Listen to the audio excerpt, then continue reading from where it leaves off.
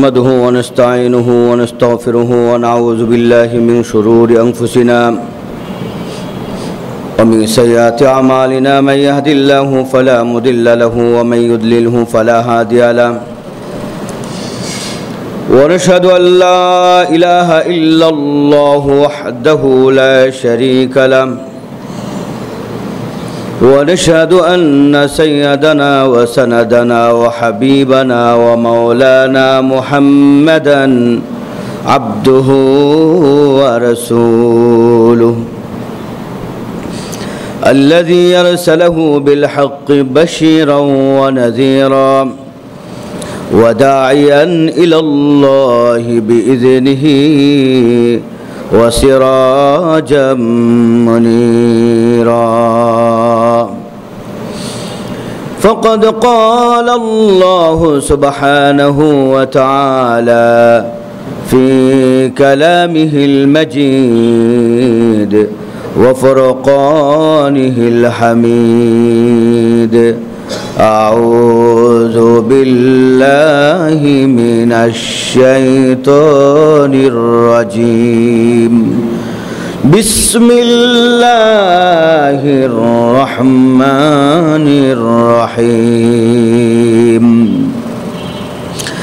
إن الله وملائكته يصلون على النبي يا أيها الذين آمنوا صلوا عليه وسلموا تسليما اللهم صل على محمد وعلى آل محمد كما صليت على إبراهيم وعلى آل إبراهيم إنك حميد مجيد اللهم بارك على محمد وعلى آل محمد كما باركت على إبراهيم وعلى آل إبراهيم إنك حميد مجيد محترم معزز حاضرين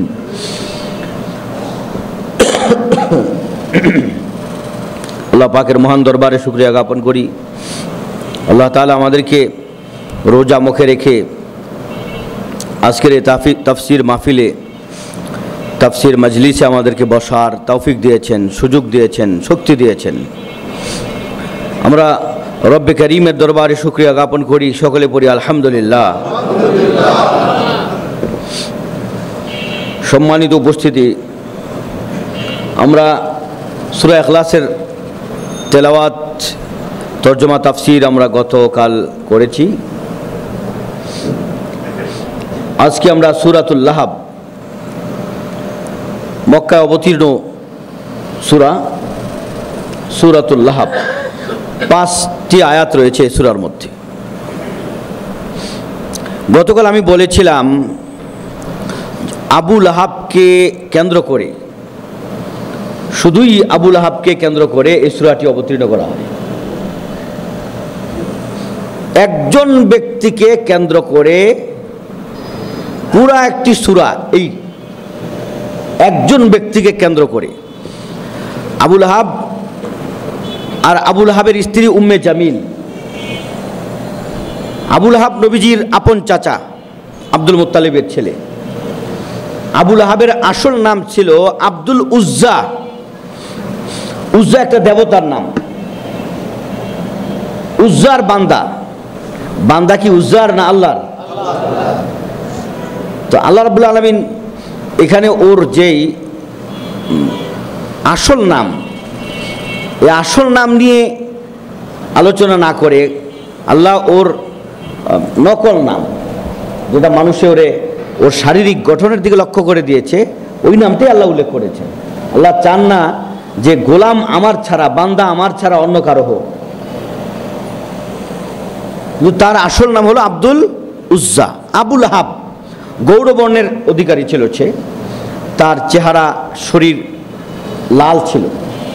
লাহাবুন মানে হলো অগ্নিশিখা, লেলিহান আগুন। তো শরীর যদি খুব লাল সাদা সুন্দর লাল থাকে, আমরা কি করি? আগুনের মতো ঝাল, ও শরীরটা পুরো আগুনের মতো। তো আবুল আহাব রে আরবের লোকেরা ওর শারীরিক গঠনের দিকে লক্ষ্য করে ওরা আবুল আহাব বলতো। মা বাবা নাম রাখছে আব্দুল উজ্জা, নাম রাখছে কি? আব্দুল উজ্জা। আল্লাহ রাব্বুল আলামিন আবুল আহাব ওরে কেন্দ্র করে কেন এই সূরাটি নাজিল করলেন? এক নাম্বার কথা, আবুল আহাবের স্ত্রী আবু সুফিয়ান রাদিয়াল্লাহু তাআলা আনহুর বাগিনী উম্মে জামিল, এই মহিলারও কথা আলোচনা 4 নম্বর 5 নম্বর আয়াতে। এই দুইজনের ব্যাপারে এরকম কঠিন শব্দ দিয়ে আল্লাহ তাআলা কেন আয়াত নাজিল করলেন? তাদের জীবদ্দশায়।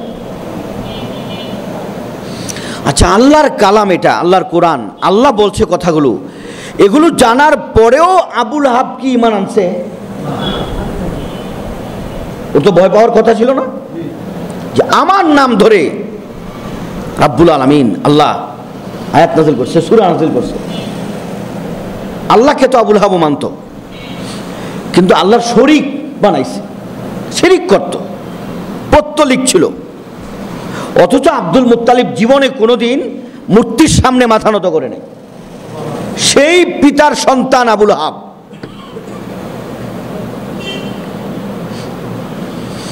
নবীজি সাল্লাল্লাহু আলাইহি ওয়াসাল্লামের উপর আল্লাহ তাআলা আয়াত নাজিল করলেন, একেবারে শুরু, ইসলামের দাওয়াত শুরু হয়েছে। নবীজিকে আল্লাহ তাআলা বলেন, ওয়ানজির আশীরাতাকাল আকরাবিন,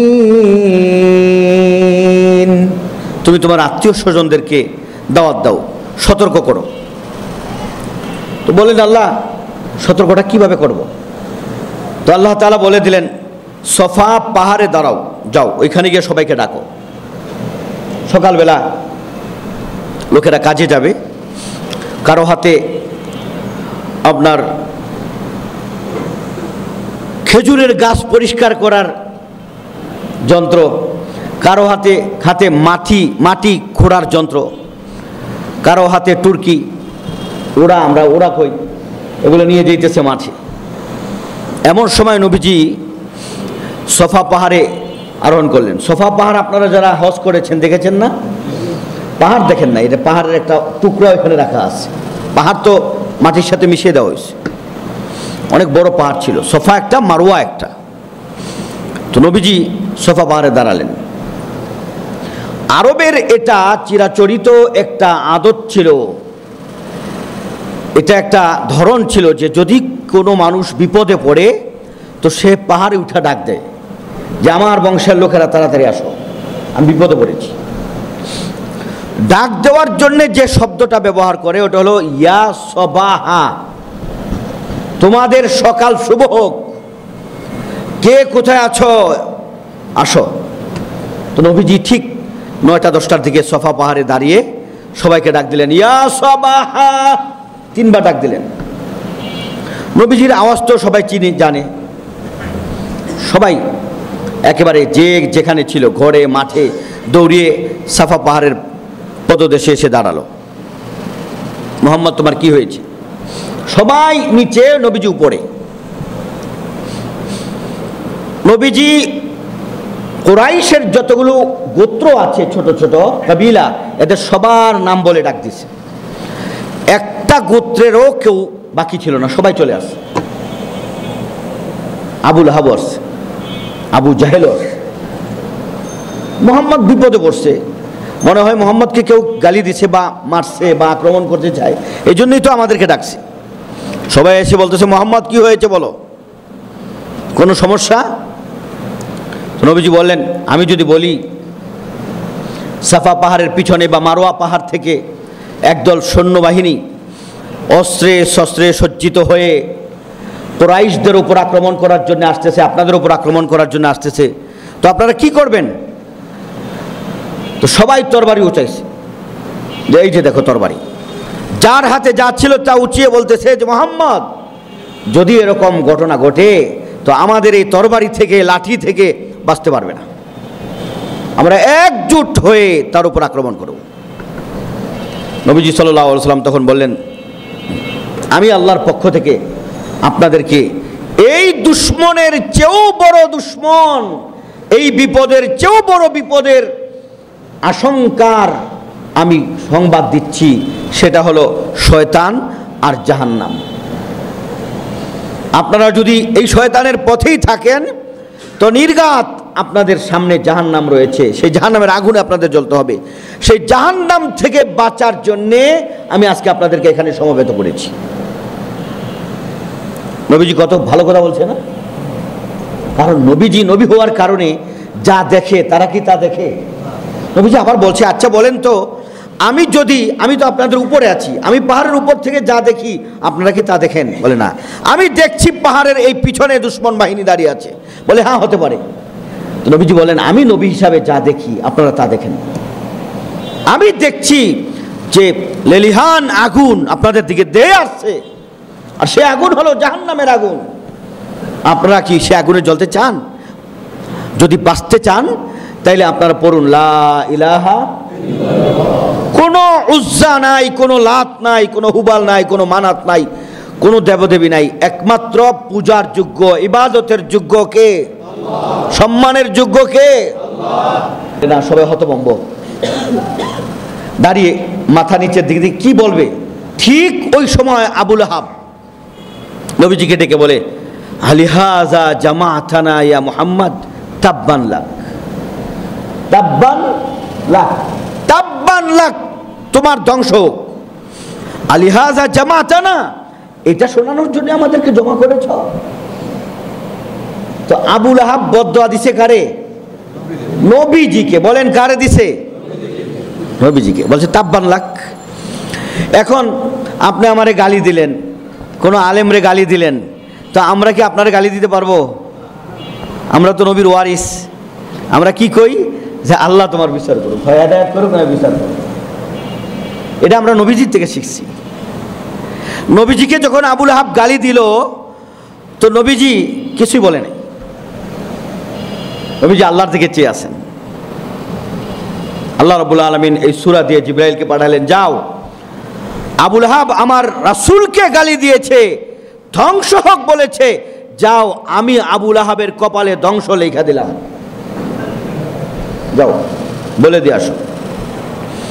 জিবরাইল এসে বললেন, ইয়া রাসূলুল্লাহ, তাব্বাত ইয়াদা আবি লাহাবি ওয়া তাব্বা, তাব্বাত ইয়াদা আবি লাহাবি ওয়া তাব্বা। হাত ধ্বংস, আবু লাহাবের হাত ধ্বংস। মানুষের দুইটা হাত যদি না থাকে ওর জীবনের আর কোনো শান্তি আছে? মানুষের হাত না থাকা মানে ওর কিছুই নাই। কিভাবে মুখে দিবে, কিভাবে কি করবে? আল্লাহ বলেন আবু লাহাবের দুই হাত আমি ধ্বংস করে দিলাম। তাব্বাত, আল্লাহ প্রথম বদদুয়া দিতেছে, তাব্বাত ইয়াদা আবি লাহাব, আবু লাহাবের হাত ধ্বংস হোক। এরপরে আল্লাহ বলতেছেন ওয়া তাব্বা, ধ্বংস হয়ে গেছে। সুবহানাল্লাহ। কে বলতেছেন? ওতাব্বা মানে ধ্বংস হয়ে গেছে। প্রথমটা তো বদদুয়া, নবীর বদদুয়া দেওয়া লাগে নাই, নবীর পক্ষ থেকে জবাব দিছেন কে? আল্লাহ। আবু লাহাবের অনেক সম্পদ ছিল, অনেক জনবল ছিল, ডাক দিলে সব দৌড়ে আসতো। আবু লাহাবের এত পাওয়ার ছিল। আবু লাহাবরে বলছিল যে আবু লাহাব, তোমার ব্যাপারে কি আসছে দেখছো? মোহাম্মদ সবাই রে শোনাইতেছে, সবাই এখন এই সূরা পড়তেছে, এই আয়াত পড়তেছে। বলে কি? বলে আল্লাহ নাকি বলছে তাব্বাত ইয়াদা আবি লাহাব, তোমার কথা বলছে, তোমার কথা বলছে। ওয়াতাব্বা, তুমি নাকি ধ্বংস হয়ে গেছো। বলে না, এগুলো চলবে না। আমার যে ক্ষমতা, আমার যে মাল, আমার যে সন্তান সন্ততি, কোন দিক দিয়ে আইবে ধ্বংস? কি হবে? আমার রোগ হবে, হাসপাতাল, ওষুধ, হাকিমের অভাব নেই, টাকার অভাব নেই, তো হাকিমের অভাব নেই, ডাক্তারের অভাব নেই। আমার কোনো শত্রু দিয়ে আক্রমণ করবে না, আমার যে জনবল আছে, যে লোক আছে, সব এগুলো ফিনিশ করে দিবে। আল্লাহ বলতেছেন মা আগনা আনহু মালুহু ওয়া মা কাসাব। মা আগনা, কোনো কাজে আসবে না। আনহু, কেউ প্রতিরোধ করতে পারবে না আবু লাহাবের পক্ষ থেকে, আবু লাহাবের থেকে। মালুহু, তার মালও না, ওমা কাসাব, যা কিছু সে অর্জন করেছে, জোগাড় করেছে, যা কিছু কামাই করছে। ছেলে সন্তানও আমাদের একটা কামাই না? ছেলে সন্তানও কামাই। আল্লাহ বলতেছেন যা কামাই করছে, টাকা, অর্থ, করি, জনবল, কোনো কিছুই তাকে প্রতিহত করতে পারবে না, তার বিপদ প্রতিহত করতে পারবে না, বিপদ থেকে বাঁচাইতে পারবে না। বিপদ কি হয়েছে? বিপদ হয়েছে বদরের যুদ্ধের পরে তার গলা দিয়ে একটা বড় একটা টিউমার বেরিয়েছে। কি বেরিয়েছে? প্লেগ, বড় একটা টিউমারের মতো বড় ফোড়া। এই ফোড়ার ব্যথায় যত হুকিম আছে, ডাক্তার আছে, সব নিয়ে এসে লক্ষ লক্ষ দিনার দেরহাম খরচ করছে। তাড়াতাড়ি ফোড়া বাঁচাও, ফোড়া ঠিক করো, গলা বাঁচাও। কাটছে, ওষুধ দিছে, কোনো কাজ।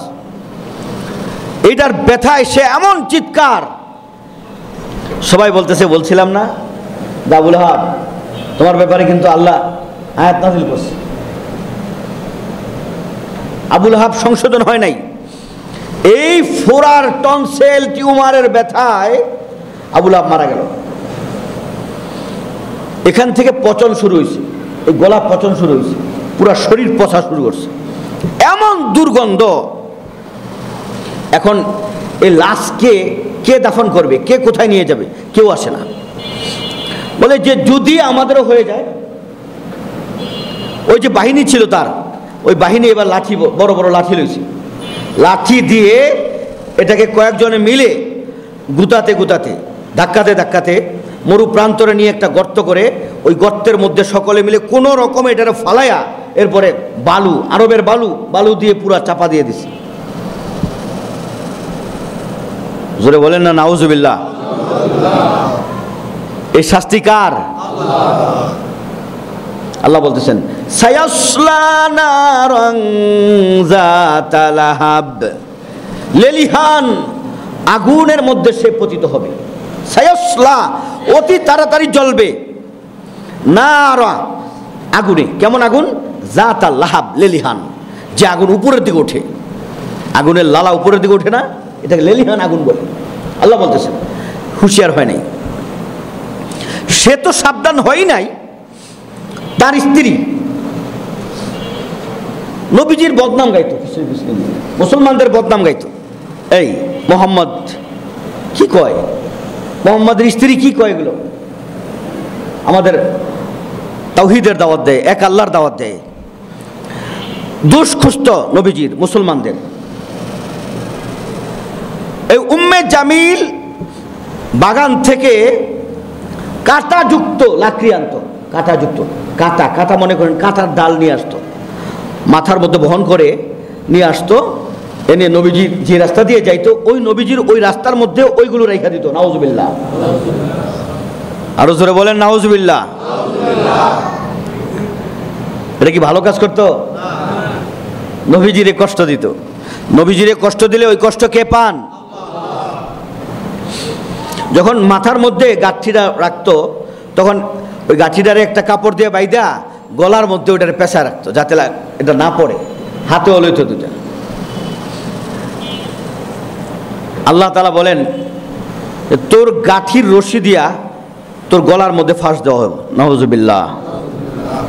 একদিন এই গাঁঠুরি নিয়ে, এই কাটার এই লাকড়ি নিয়ে আসতেছে, দুই হাতে দুই আর মাথার মধ্যে একটা, গলা এটারে বাইদা রাখছে। হঠাৎ করে পিছন দিক দিয়ে এটা পইরা ওর গলার মধ্যে ফাঁস হয়ে গেছে।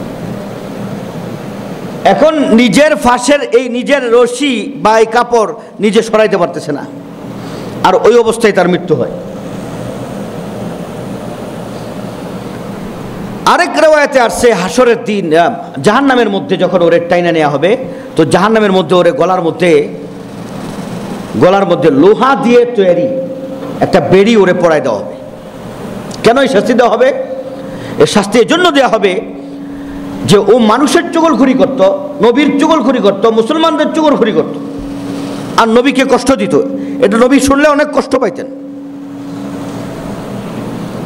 এই জন্য আল্লাহ তাআলা এর ব্যাপারে এই আয়াত নাজিল করেন। এই মহিলাটাও ভাগ্য ফিরে নাই, মুসলমান হয় নাই, এই মহিলাটা এই অবস্থায় জাহান্নামে। আল্লাহ তাআলা এর ব্যাপারে বলেন ওয়ামরাআতুহু হাম্মালাতাল হাতাব। ওয়ামরাআতুহু মানে তার স্ত্রী হাম্মালাতাল হাতাব, যে কাঠ লাকড়ি বহন করে। আল্লাহ বলতেছেন ফি জিদিহা হাবলুম মিন মাসাদ, ওর গলার মধ্যে লোহা দিয়ে তৈরি বেড়ি, জাহান্নামের আগুনের বেড়ি পরায় দেওয়া হবে। তো আবু লাহাবের শাস্তি বললেন কি? লেলিহান আগুন। আর স্ত্রীর শাস্তি হলো জাহান্নামের মধ্যে ওর গলার মধ্যে বেড়ি পরায় দেওয়া। দুইজনের দুই শাস্তি দিয়ে আয়াত নাজিল করার পরে, শোনার পরও ওদের নসিবে কালেমা ঝুটে নাই। এই এক সূরা, যে সূরাটা আল্লাহ তাআলা দুশ্মন, ইসলামের দুশ্মন, মুসলমানদের দুশ্মন, কোরআনের দুশ্মন, ওহিয়ে এলাহির দুশ্মন, আল্লাহর দুশ্মন আবু লাহাব এবং তার স্ত্রীকে কেন্দ্র করে এই সূরাটা নাজিল করা হয়। পড়েন আমার সাথে, তাব্বাত ইয়াদা আবি লাহাব ওয়া তাব্বা।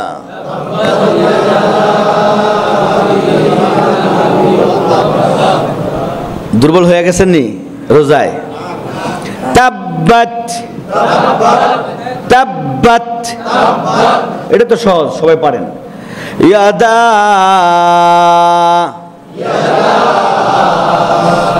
আবি লাহাব ওয়া তাব্বা ওয়া তাব্বা ওয়া তাব্বা মা আগনা আগ আগ বলা যাবে আগ মা আগনা আনহু মালুহু ওয়া মা কাসাব।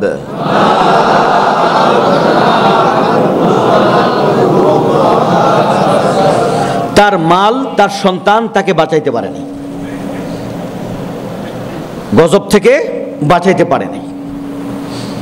এই জন্যে অনেক মুসলমান আছে আল্লাহ রাসূলের দুশ্মনী করে, ইসলামের দুশ্মনী করে, আল্লাহর দুশ্মনী করে, গজব আইলে বাঁচাইতে পারে কিছু? এটা আল্লাহর দুশ্মনকে বলে আল্লাহ তাআলা সবাইকে সতর্ক করতেছেন যে দুশ্মনী আল্লাহরও করা যাবে না, রাসূলেরও করা যাবে না, মুসলমানেরও দুশ্মনী করা যাবে না। সায়াসলা নারান যাতা লাহাব।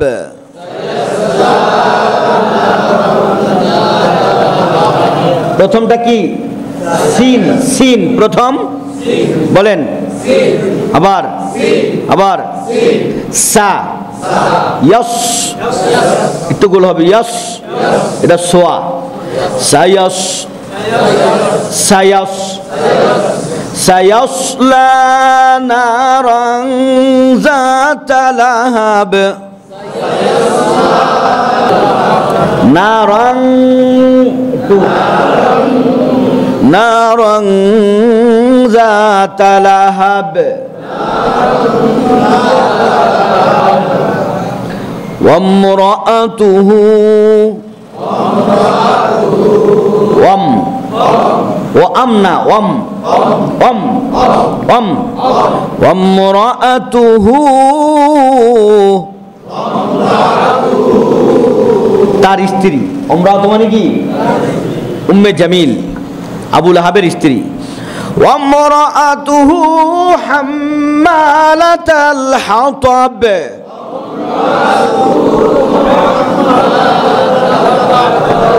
কিয়ামত পর্যন্ত বিশ্ববাসীকে আল্লাহ জানাই দিলেন যে তার স্ত্রী এত বদকারিনী ছিল যে সে রাস্তায় মাথায় করে জঙ্গল থেকে, পাহাড়ি এলাকা থেকে, জঙ্গল থেকে গিয়ে কাঁটাযুক্ত এই লাকড়ি, ডালপালা এগুলো নিয়ে নবীর রাস্তায় ছড়িয়ে দিয়ে রাখত। পাশাপাশি তো ছিল বাড়ি, চাচা না, ছড়িয়ে দিয়ে রাখত। নবীজি যাওয়ার সময় কষ্ট পেতেন। আল্লাহ তাআলা তার ব্যাপারে বলতেছেন ওয়ামরাআতুহু হাম্মালাতাল হাতাব।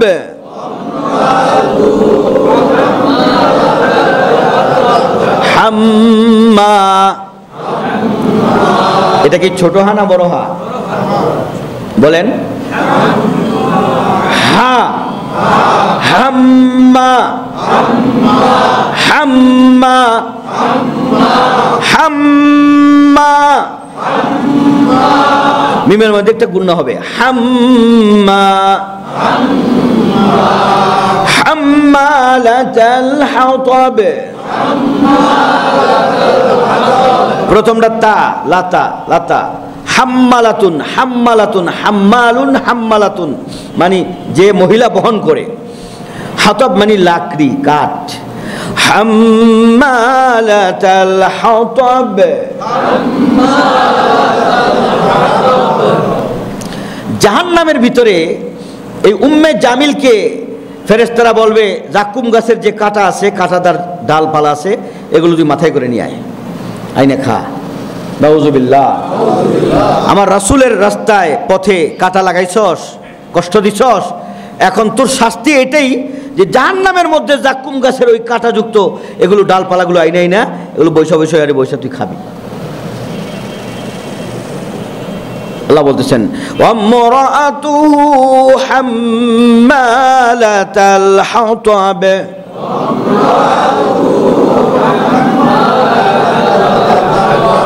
ফি জিদিহা,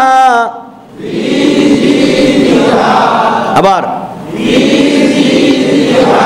ফি জিদিহা, জিদুন মানে গলা। ফি জিদিহা, উম্মে জামিলের গলার মধ্যে, উম্মে জামিলের গলার মধ্যে। ফি জিদিহা হাবলুম মিন মাসাদ।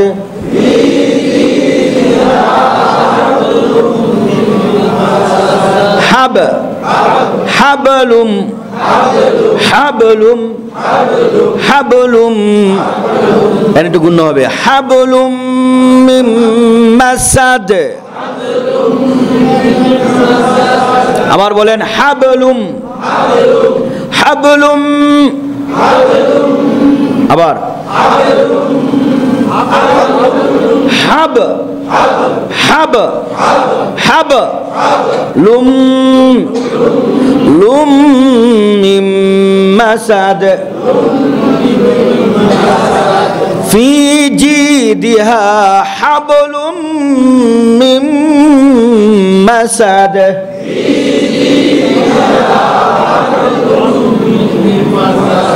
মিন মাসাদ, ওর গলার মধ্যে বড় লোহার কেবল তার দেখছেন, কেবল তার, কেবল তার যেটা মোটা, ওটা একটু ভাইরা দেখেন। ওর ভিতরে তামা, তামার তৈরি কতগুলো তার দেখছেন। ওটারে যদি পেঁচাইয়া গলায় ঝুলাই দেওয়া হয় কেমন হবে? এর চেয়ে মোটা জাহান্নামের তার, লোহা দিয়ে, ওগুলো দিয়ে বানানো মোটা একটা বেরি বানানো হবে ওর গলার মধ্যে ঝুলাই দেওয়ার জন্য, এই মহিলার গলার মধ্যে লাগিয়ে দেওয়ার জন্য। আল্লাহ তাআলা আমাদেরকে জাহান্নামের আগুন থেকে হেফাজত করুন। বিসমিল্লাহির রহমানির রহিম। বিসমিল্লাহির রহমানির রহিম। নির-রহিম। ইজা, একেবারে নরম। ইজা যা, যাও তো নরম হয়ে গেল, যা শক্ত হবে। যা যা, জিহ্বার মধ্যখান তার বরাবর উপরের তালুর সাথে লাগবে, জিম। যা, দেখেন তো লাগছে নি? যা। ইজা, জিহ্বার আগা, এই যে সামনের দুই দাঁতের আগা। ইজা ইজা ইজা, ইজা মানে যখন, ইজা মানে কি? যা আসছে, যা মানে আসছে, যখন আসলো। নাসরুল্লাহ, আল্লাহর নুসরত, আল্লাহর সাহায্য। ইজা জাআ নাসরুল্লাহি ওয়াল ফাতহ।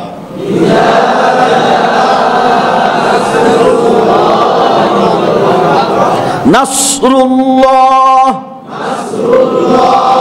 নাসরুল্লাহ, সোয়াদিয়া নাসরুল্লাহ,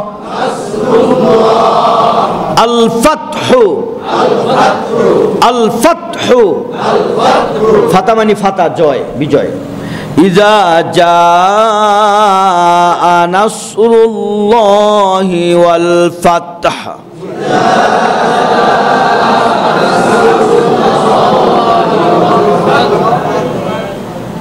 মক্কা বিজয়ের সময়, মক্কা বিজয়ের দিন 10,000 সৈন্য নিয়ে আল্লাহ রাসূল মক্কা আক্রমণ করছে না? মক্কা আক্রমণ না, মক্কা ফাতা করছেন, বিজয় করছেন। মক্কা সব কাফেররা কাবাঘরের চতুর্পার্শ্ব থেকে বের হয়ে দৌড়, যে যেখানে পাইছে পারছে পালাইছে। নবীজি এসে বললেন, আজকে যদি আসো, উমুকের ঘরে যাও, আশ্রয় নাও, আমার কাছে আসো, মাফ করে দেব। এই যে মক্কা বিজয় করলেন, মক্কা বিজয়ের আগে নবী একটা টিম পাঠাইছিলেন কয়েকজন সাহাবীকে দিয়ে, খালিদ ইবনে ওয়ালিদের নেতৃত্বে। মক্কার কুরাইশরা, কাফেররা এদের সাথে যুদ্ধ করে পরাজিত হয়, বিজয় হলো না, বিজয়ের পতাকা। এরপরে নবীজি 10,000 কম বেশি সাহাবায়ে কেরামকে নিয়ে মক্কা গ্রাউ করে পুরা মক্কার চাবি নবীর হাতে নিয়ে নেন। কাবাঘরের ভিতরে 307টা মূর্তি ছিল, সব ভেঙ্গে খান খান করে দেন। সুবহানাল্লাহ। হুবল, লাত, মানাত, উজ্জা এগুলোকে সব পরিষ্কার করে কাবাঘরকে এক আল্লাহর ঘর, এক আল্লাহর ঘর, এবং এটা তাওয়াফের জন্যে, মোমেনদের তাওয়াফের জন্যে পরিষ্কার করে দেন। এখন দলে দলে এই অবস্থা দেখে দলে দলে লোকেরা ইসলামের ছায়াতলে আশ্রয় নিতে লাগলো, নবীর হাতে কালেমা পড়তে লাগলো। আল্লাহ সুবহানাহু ওয়া তাআলা তখন এই সূরাটা নাযিল করেন। এই সূরাটা শেষ সূরা, কমপ্লিট সূরা। প্রথম কমপ্লিট সূরা হলো সূরা ফাতিহা, আর শেষ কমপ্লিট সূরা হলো সূরা নাসর। এরপরে আর কোনো সূরা নাযিল হয় নাই, আয়াত নাযিল হয়েছে। এই সূরা নাযিল হওয়ার পরে নবীজি দুনিয়াতে আর 80 দিন বেঁচে ছিলেন। কয়দিন? 80 দিন। নবীর হায়াত আর আছে 50 দিন। এমন সময় নাযিল হলো, আল-ইয়াউমা আকমালতু লাকুম দীনাকুম ওয়া আতমামতু আলাইকুম নি'মাতি ওয়া রাদিতু লাকুমুল ইসলাম দীনা। নবীজির আর হায়াত মাত্র 35 দিন বাকি। নাযিল হলো, লাকাদ জাআকুম রাসূলুম মিন আনফুসিকুম আজিজুন আলাইকুম হারিসুম বিল মুমিনিনা রাউফুর রহিম। নবীর হায়াত 80 দিন বাকি। আল্লাহ রাব্বুল আলামিন এই সূরা নাযিল করলেন। নবীজি বললেন, আমার হায়াত শেষ, দুনিয়ার জীবন আমার শেষ হয়ে যাচ্ছে। সাহাবায়ে কেরাম বললেন, ইয়া রাসূলুল্লাহ, এই সূরার মধ্যে তো ফাতাহের খবর, বিজয়ের খবর, নুসরতের খবর, আপনার মৃত্যুর খবর তো পেলাম না। হযরত আব্দুল্লাহ ইবনে আব্বাস বলেন, এই আয়াত যখন আল্লাহর রাসূল আমাদেরকে সূরা পড়া শোনাইলেন, সবাই খুশি, ফাতা, বিজয়, নুসরত আল্লাহর আসতেছে, সবাই খুশি। কিন্তু হযরত আব্দুল্লাহ ইবনে আব্বাস উনি কোণার মধ্যে বসে বসে চোখের পানি ছেড়ে দিয়ে কাঁদতেছে। ছোট সাহাবী, আল্লাহ রাসূলের চাচাতো ভাই, বলে, তুমি কান্না করো কেন? সবাই তো খুশিতে আসতেছে, তুমি কেন কান্না করো? বলে, আমি যা বুঝেছি তোমরা তা বুঝো নাই। বলে, তুমি কি বুঝেছ? বলে, আমি বুঝেছি আল্লাহর রাসূল আর দুনিয়াতে থাকবেন না, দুনিয়া থেকে চলে যাবেন, এটা আমি বুঝেছি। ওমর বলেন, আব্দুল্লাহ, আমিও এটা বুঝেছি। আবু বকর বলেন, আমিও এটা বুঝেছি যে আল্লাহ রাসূল আর দুনিয়াতে থাকবেন না। আল্লাহ রাসূল এই কথা বলার পরে সব সাহাবায়ে কেরাম, নবীজি তখন মিনা চত্বরে দাঁড়িয়ে আছেন, বিদায় হজ্জের ভাষণ দিবেন একটু পরেই, মিনা চত্বরে দাঁড়িয়ে আছেন। ঠিক তখন নাজিল হলো, ইযা জাআ নাসরুল্লাহি ওয়াল ফাতহ। নবীজি তখন মিনা চত্বরে দাঁড়িয়ে আছেন, একটু পরেই বিদায় হজ্জের ভাষণ দিয়েছেন। আর এর পূর্বক্ষণই এই আয়াত নাযিল হয়, সূরা নাযিল হয়। এই কথা যখন হযরতে ফাতেমার কানে গেল, হযরতে ফাতেমা বসে বসে কান্না করতেছে। হযরত আয়েশা বলে, ফাতেমা তুমি কান্না করো কেন? হযরত ফাতেমা বলে, আমি যখন বুঝলাম আমার বাবা দুনিয়া থেকে চলে যাবেন, কার চেহারা আমি দেখব, কার আশ্রয়ে যাব, কার কাছে দুঃখে সুখের কথা বলবো, এই জন্যে চোখের পানি ছেড়ে দিয়ে কান্না করতেছি। নবীজি যখন শুনলেন, ফাতেমাকে ডেকে বললেন, ফাতেমা এদিকে আসো। একেবারে কানের কাছে গিয়ে কি যেন বললেন। মা আয়েশা জিজ্ঞাসা করলেন, ফাতেমা নবীজি তোমাকে ডেকে নিয়ে কি বলল? ফাতেমা বলে, নবীজি বলেছেন, ফাতেমা তুমি ক্রন্দন করো না, তুমি কেঁদো না, আমার মৃত্যুর অতি তাড়াতাড়ি, এক রেওয়াতে আসছে 6 মাসের মাথায় সর্বপ্রথম আমার বংশের মধ্য থেকে, আমার আত্মীয়র মধ্য থেকে, আমার সন্তান সন্ততির মধ্য থেকে তুমি আমার সাথে গিয়ে মিলিত হবে। ফাতেমা কেঁদো না, তুমি আমার সাথে গিয়ে মিলিত হবে। ফাতেমা তখন হাসলেন। আমরা তো দুনিয়ার মৃত্যুর কথা শুনলে কি করি? কাঁদি। ফাতেমা এখন হাসতেছে যে আমি আমার বাবার সাথে, রাসূলের সাথে গিয়ে মিলিত হবে, মানে 6 মাসের ভিতরে আমিও মারা যাব। এই সূরা যখন নাজিল হয়, সাহাবীদের মধ্যে বিষণ্ণতা বিরাজ করতে লাগলো যে আল্লাহ রাসূল দুনিয়া থেকে চলে যাবে। নবীজিও ঘোষণা দিয়ে দিলেন। এই সূরার মধ্যে আল্লাহ তাআলা নবীজিকে বললেন, আপনি যে রিসালাতের দায়িত্ব দিয়ে আপনাকে আমি পাঠাইছিলাম, আপনি দায়িত্ব পরিপূর্ণভাবে, পুঙ্খানুভাবে আপনি সবার কাছে পৌঁছে দিয়েছেন। নবীজি বিদায় হজ্জের ভাষণে 1,00,000 সাহাবায়ে কেরামকে সামনে রেখে বলছেন যে, এই সাহাবীরা, আমি কি আমার দায়িত্ব তোমাদের কাছে পৌঁছে দিতে পেরেছি? তো সবাই বলছে জি পেরেছেন। তখন বলছেন, ফাশহাদু, আল্লাহকে সাক্ষী রাখো, সাক্ষী দাও। সবাই হাত উঠে সাক্ষী দিছে যে হ্যাঁ, আপনি রিসালাতের দায়িত্ব আমাদের কাঁধে, আমাদের দরজা পর্যন্ত, আমাদের কাঁধ, আমাদের অন্তর পর্যন্ত আপনি পৌঁছে দিয়েছেন। আল্লাহ বললেন, যখন বিজয় শুরু হয়েছে, মানুষ দলে দলে ইসলামের ছায়াতলে আসতে শুরু করেছে, আপনি এখন আল্লাহর প্রশংসা গান, তাসবিহ পড়েন আর ইস্তেগফার পড়েন। তাহলে বোঝা গেল খুশির সময় কি করতে হবে? 3টা কাজ করতে হবে। যে কোনো খুশি, আপনি বিজয় হয়েছেন, আপনি পাশ করেছেন, পরীক্ষায় পাশ করেছেন, আপনি নির্বাচনে পাশ করেছেন, আপনার দল পাশ করেছে, বা আপনি যে কোনো খুশির সংবাদ পেয়েছেন, আপনি টাকা পেয়েছেন, আপনি একটা কাজ আপনার সাকসেস হয়েছে, তখন কি করতে হবে? আল্লাহ পাকের শুকরিয়া আদায় করতে হবে। 2 নাম্বার, তার প্রশংসা গাইতে হবে। 3 নাম্বার, আল্লাহর কাছে ইস্তেগফার পড়তে হবে। আল্লাহ রাব্বুল আলামিন এই 3টা কাজ নবীজিকে বলে দিলেন। এই সূরা নাজিল হওয়ার পরে হযরত আয়েশা বলেন, আল্লাহ রাসূল উঠতে বইতে শুইতে সব সময় এই দোয়াটা পড়তেন, সুবহানাল্লাহি ওয়া বিহামদিহি আস্তাগফিরুল্লাহ ওয়া আতুবু ইলাইহি। সুবহানাল্লাহি ওয়া বিহামদিহি, পড়েন আমার সাথে, সুবহানাল্লাহি ওয়া বিহামদিহি আস্তাগফিরুল্লাহ ওয়া আতুবু ইলাইহি। সুবহানাল্লাহ মানে সমস্ত প্রশংসা কার? সমস্ত আলায়েশ থেকে, অপবিত্রতা থেকে পবিত্র ঘোষণা করছি কার? আল্লাহ। ওয়া বিহামদিহি, এবং শুকরিয়া আদায় করছি কার? তারিফ করছি কার? প্রশংসা কার? আস্তাগফিরুল্লাহ, তার কাছে ক্ষমাও চাইতেছি, ওয়া আতুবু ইলাইহি, এবং তার কাছে তওবা করতেছি। নবীজি এই দোয়া কন্টিনিউ সব সময় পড়তেন। এই কথাই আল্লাহ তাআলা নবীকে বললেন। এরকম না যে আপনি রিসালাতের দায়িত্ব ঠিক মতো আদায় করতে পারেন নাই, আপনার দায়িত্ব আপনি আঞ্জাম দিতে পারেন না, এই জন্য তওবা করেন, এরকম না। বরং নবীজি পেরেছেন বিধায়ী আল্লাহ খুশি। আল্লাহর কাছে তো সবাই অপরাধ ভাই, আমাদের কাছে নবীরা সবাই মাসুম। নাস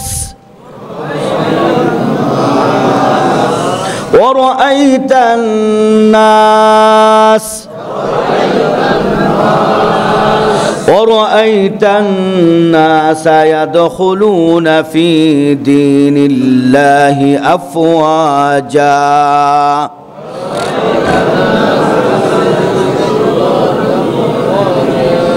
وَرَأَيْتَ النَّاسَ,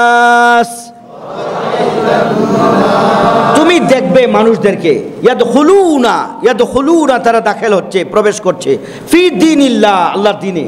আল্লাহর দ্বীনের নাম কি? জোরে বলেন, আল্লাহর দ্বীনের নাম কি? ইনদাদ দ্বীন হ্যাঁ, ইন্নাদ্দীন ইনদাল্লাহি আল ইসলাম। আল্লাহ নিজে বলে দিয়েছেন আল্লাহর দ্বীনের নাম হলো কি? মানুষদেরকে দেখবে দলে দলে ইসলামের ছায়াতলে আশ্রয় নিতেছে, তখন তুমি কি করবে?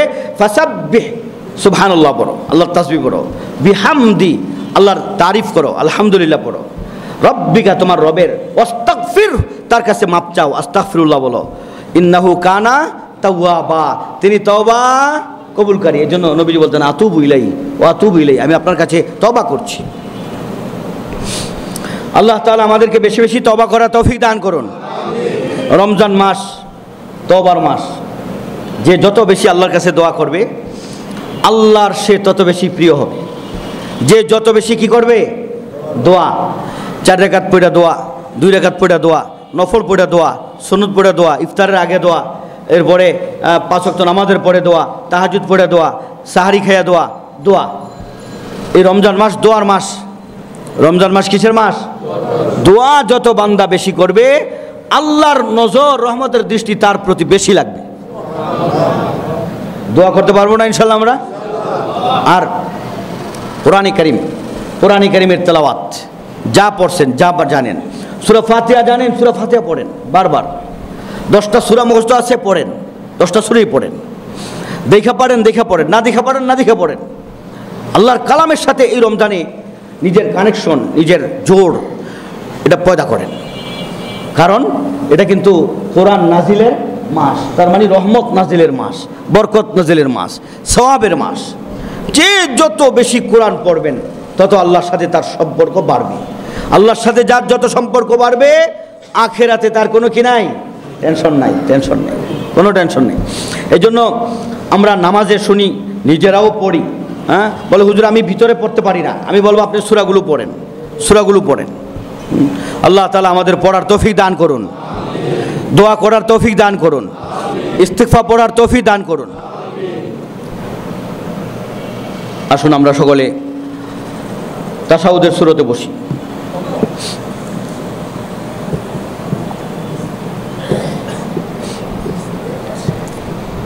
সূরা ফাতিহা, সূরা ইখলাস পড়ি। আউযু বিল্লাহি মিনাশ শাইতানির রাজীম। বিসমিল্লাহ।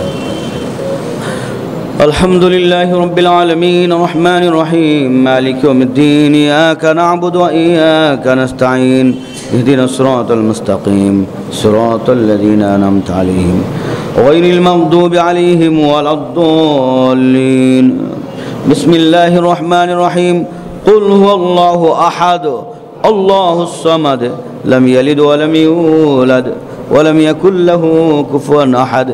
قل هو الله أحد الله الصمد لم يلد ولم يولد ولم يكن له كفوا أحد.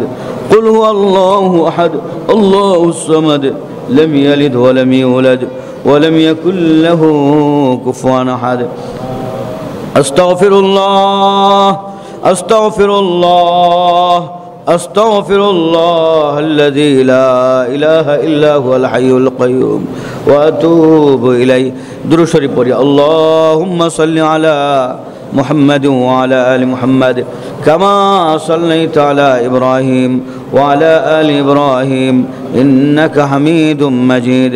اللهم بارك على محمد وعلى آل محمد كما باركت على إبراهيم وعلى آل إبراهيم إنك حميد مجيد. সূরা ইখলাসের আমলটা শুরু করছেন?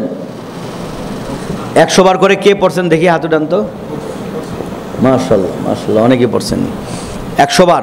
সময় পাওয়া যায় না? কুল হুয়াল্লাহু আহাদ একবার, প্রথমবার বিসমিল্লাহ পড়বেন, এরপরের বার শুরু কুল হুয়াল্লাহু আহাদ আল্লাহুস সামাদ লাম ইয়ালিদ ওয়া লাম ইউলাদ ওয়া লাম ইয়াকুল লাহু কুফুয়ান আহাদ। আমার মনে হয় 1 মিনিটে 3 বার পড়া যাবে। তাইলে 100 বার পড়তে কয় মিনিট লাগবে? 16 মিনিট, 15 মিনিট। দেখছেন 20টা মিনিটে 50 বছরের গুনাহ মাফ করানো যায় না?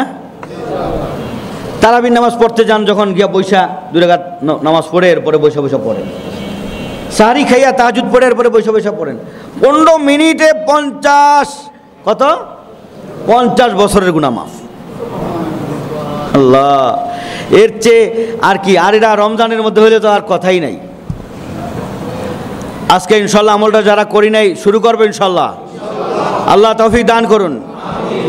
আমরা নিয়ত করি যা কিছু পড়লাম, যে সূরাগুলো পড়লাম, এর সওয়াব আল্লাহ তাআলা আমাদের মা বাবা আত্মীয় স্বজন যারা কবরে আছে তাদের রুহে বকশিশ করে দিন। আয়াতুল কুরসিও পড়ে নেন। আল্লাহু লা ইলাহা ইল্লা হুয়াল হাইয়ুল কাইয়ুম লা তাখুযুহু সিনাতুন ওয়া লা নাওম লাহু মা ফিস সামাওয়াতি ওয়া মা ফিল আরদ মান যাল্লাযী ইয়াশফা'ু 'ইনদাহু ইল্লা বিইذনিহি ইয়া'লামু মা বাইনা আইদিহিম ওয়া মা খালফাহুম ওয়া লা ইউহীতুনা বিশাই'in মিন 'ilmihi ইল্লা বিমা শা'a ওয়াসি'a কুরসিyyুহু সামাওয়াতি ওয়াল আরদ ওয়া লা ইয়াউদুহু হিফযুহুমা ওয়া হুওয়াল 'aliyyুল 'আযীম। আল্লাহুম্মা আনতাস সালাম ومنك السلام تباركت ربنا وتعاليت يا ذا الجلال والإكرام. ربنا ظلمنا أنفسنا وإن لم تغفر لنا وترحمنا لنكونن من الخاسرين. ربنا آتنا في الدنيا حسنة وفي الآخرة حسنة وقنا عذاب النار. ربنا فاغفر لنا ذنوبنا وكفر عنا سيئاتنا وتوفنا مع الأبرار. اللهم تقبل دعاءنا بحرمة سيد الأبرار. اللهم تقبل دعاءنا بحرمة سيد الأبرار. اللهم تقبل جميع عباداتنا إنك مجيب الدعاء. ربنا لا تؤاخذنا إن نسينا واخطأنا. ربنا ولا تحمل علينا إصرا كما حملته على الذين من قبلنا. ربنا ولا تحملنا ما لا طاقة لنا به. واعف عنا واغفر لنا وارحمنا. أنت مولانا فانصرنا على القوم الكافرين. ربنا لا تدع لنا ذنبا إلا غفرته ولا هما إلا فرجته ولا دينا إلا قضيته ولا مريضا إلا شفيته ولا ضالا إلا هديته ولا حاجة من حوائج الدنيا والآخرة هي لك رضا إلا قضيتها يا أرحم الراحمين. يا أكرم الأكرمين. يا غياث المستغيثين. يا حي يا قيوم. يا حي يا قيوم. يا حي يا قيوم برحمتك نستغيث. أصلح لنا شأننا كله ولا تكلنا إلى أنفسنا طرفة عين. اللهم تقبل تلاوتنا.